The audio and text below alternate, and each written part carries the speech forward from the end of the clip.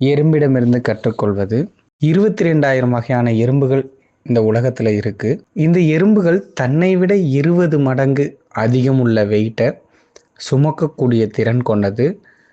விடாமுயற்சியினால் இந்த விஷயத்தை செய்து, இதோட ஆயுள் காலம் 45 நாள்ல இருந்து 60 நாட்கள் தான். இந்த எறும்பு தனக்கு என்ன தேவையோ அதை வாழ்நாள் ஃபுல்லா சேகரிக்குது. இறக்கும் வரை சேகரித்து தன் வேலை முடியும் வரை சேகரித்து கொண்டே இருக்கும்.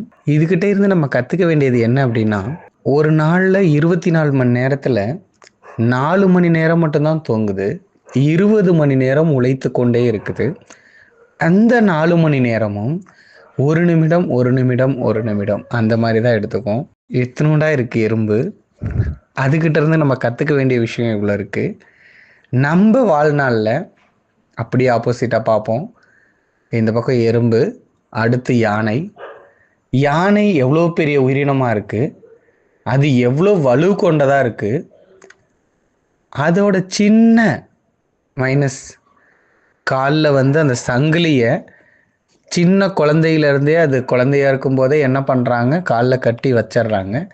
இதை உன்னால் உடைக்க முடியாது அப்படிங்கிற ஒரு மனநிலையை ஏற்படுத்துகிறாங்க.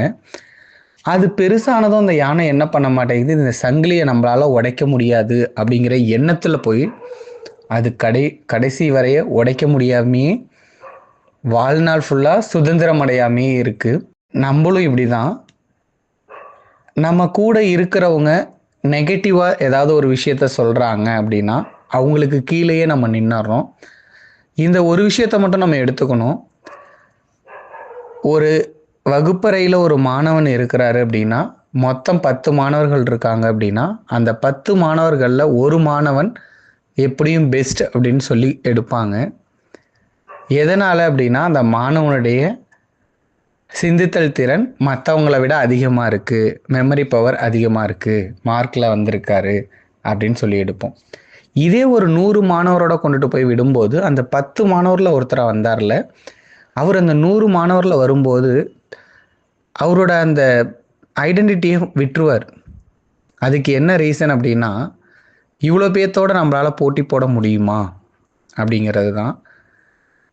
அந்த மனநிலையை உடைக்கணும்.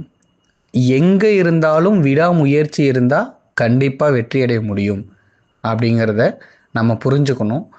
வாழ்நாளில் ஒவ்வொரு இடத்துக்கும் போகும்போது நமக்கு மேலே ஒருத்தவங்க கண்டிப்பாக வருவாங்க.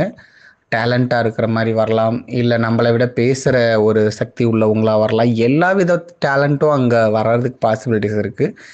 நம்ம புரிஞ்சுக்க வேண்டியது என்ன அப்படின்னா, நம்மளோட ஒரிஜினாலிட்டி எங்கேயுமே அடுத்தவங்களோட கம்பேர் பண்ணக்கூடாது.